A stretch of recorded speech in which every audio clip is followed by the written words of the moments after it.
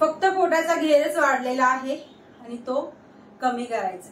फक्त 3 स्टेप दाखवणार आहे आणि ह्या आपण झोपायला जातो ना रात्रीचं तेव्हा करू शकतो. आता खूप एक्सरसाइज अशा असतात ना खाली पोटाने करायचे असतात, तर मी शक्यतो सांगत असते की सकाळी खाली पोटाने करा, तुम्हाला जास्त फायदा भेटेल.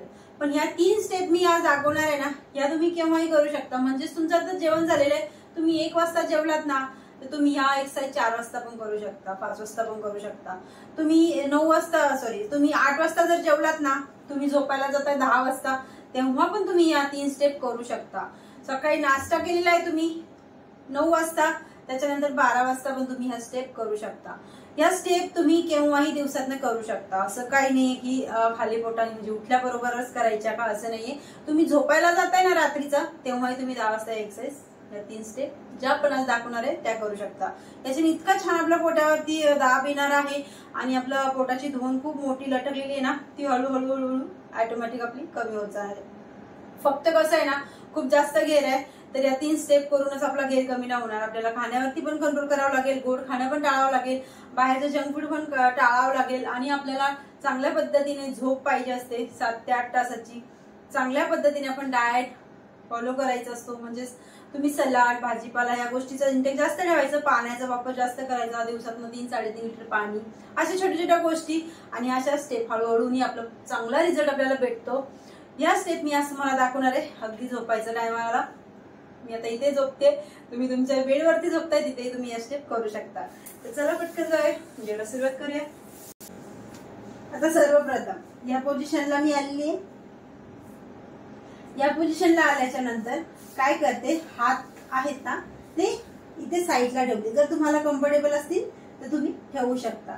थोडंसं पायावरती, पोटावरती या पोझिशनला पायाला आणते, थोडंसं असं हाताच्या सहाय्याने.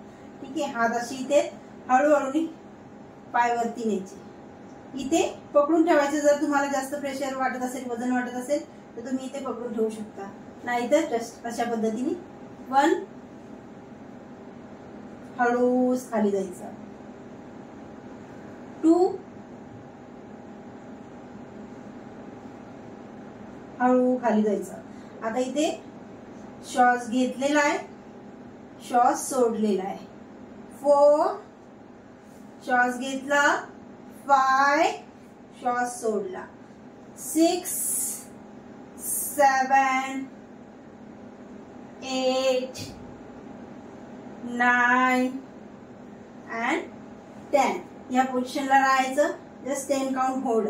1 तुम्ही इथे पण पकडू शकता. जर सुरुवातीला असं नाही पकडतात तुम्ही जस्ट या पोझिशनला पण पकडू शकता. 1. आता इथे तुम्हाला जर जास्त पेन होत असेल कमरेला तर तुम्ही स्किप करायची ही एक्सरसाइज. हलका फुलका जर तुम्हाला त्रास असेल, आता असं अशी पोझिशन केली आहे तर इथे तुम्हाला थोडा पेन होईल, तुम्हाला गुडघ्यांना थोडा पेन होईल, तुम्हाला खालच्या पोटावरती पेन होईल, तुम्हाला कमरेवरती, पाठीवरती पेन होईल. पण हलका असेल तर तुम्ही आरामात एक्सरसाइज करू शकता. जास्त असेल तर नका करू. बस 1 2 3 4 5 6 7 8 9 10 and रिलीज. आता इथे 10 वेळेस जर मी एक्सरसाइज दाखवलेली आहे तुम्हाला, एक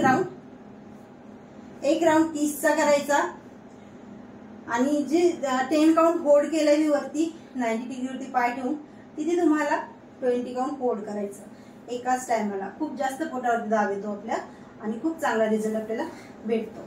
आता नेक्स्ट ती दुसरी स्टेप करण्यासाठी या पोझिशनला यायचं. पाय या पोझिशनला आलेत आपले. जस्ट 1 2 3 4 5 6 7 8. इथे पायाला ओपन नाही ठेवायचं. ठीक आहे, पाय जोडलेलेच आहेत आपले. 7 8 9 and 10. याच पोझिशनला राहायचंय. 10 काउंट. या पोझिशनला गेल्याच्या नंतर 1 2 ही पण दुसऱ्या स्टेप मध्येच येते आपला. 3 4 5 6. आता इथे तुम्हाला हात इथे ठेवून नाही जमत आहे, तुम्ही हळू जशी हात आपल्या हिप्सच्या खाली ठेवू शकता सपोर्ट साठी, म्हणजे तुम्हाला करायला जरा सोपं जाईल. 5 6 7 8 9 10. इतक्या सोप्या स्टेप आहेत ना या, पण इतकं आपल्या पोटावरती दाब निर्माण करणार आहेत. तुम्ही जेव्हा कराल ना तेव्हा तुम्हाला जाणीव होणारच. आता याच्यासोबत आपल्याला तिसरी स्टेप कोणती करायची, त्याच्यासाठी हात पहिले आपल्याला परत आपल्या हिप्सच्या खाली ठेवायचे. एका पायाला लांब करून द्यायचं, एका पायाला या पोझिशनला गोल सर्कल. 1 2 3 4 5. Reverse circle. 1 2 3 4 5. रिलीज. मी जर दोन्ही साईडला 5 काउंट केले, तुम्हाला दोन्ही साईडला 20 एक राऊंड करायचा. 20 असे 2 राऊंड करायचे. जस्ट नेक्स्ट पायाला same position. 1 2 3 4 5. Reverse round. 1 2 3 4 5 and release. या झाल्या आपल्या 3 स्टेप. ठीक आहे. याच्याने होणार आहे आपल्या पोटाचा घेर अगदी गायब, नक्कीच होणार आहे. पण जशी पद्धत सांगितली ना मी की तुम्हाला काही गोष्टी फॉलो कराव्या लागतील, तेव्हाच एक्सरसाइजचा तुम्हाला फायदा भेटणार आहे. खूप जास्त पोटाची डमी वाढले ना तर ती प्लीज तशी वाढू देऊ नका. काही ना काही प्रयत्न करायचे, एक्सरसाइज करायच्या हळूहळू. बघा मी किती सोपे सोपे एक्सरसाइज दाखवले ना, एवढ्या तरी ऍटलीस्ट फॉलो करा. खूप जास्त पोटावरती दाब येतो आणि पोटाची डमी ना ती कमी करायचीच आहे, पोटाचा घेर कमी करायचाच आहे. ठीक आहे. सेफ मध्ये दिसायला सगळ्यांनाच आवडतं, पण जसं जर आपला घेर वाढत चाललेला आहे ना तर आपल्याला हळूहळू एक एक बिमारी आपल्याला स्टार्ट होते. ऍटलीस्ट बिमारी येऊ नये ना त्याच्यासाठी तरी आपल्याला फिट राहायचं आहे. म्हणून अशा सोप्या सोप्या एक्सरसाइज करायच्या, खाण्यावरती कंट्रोल करायचं, पाणी जास्त प्यायचं, बस सिंपल. आणि हा व्हिडिओ कसा वाटला नक्की सांगा, कामाचा आहे. लाईक करायला विसरू नका.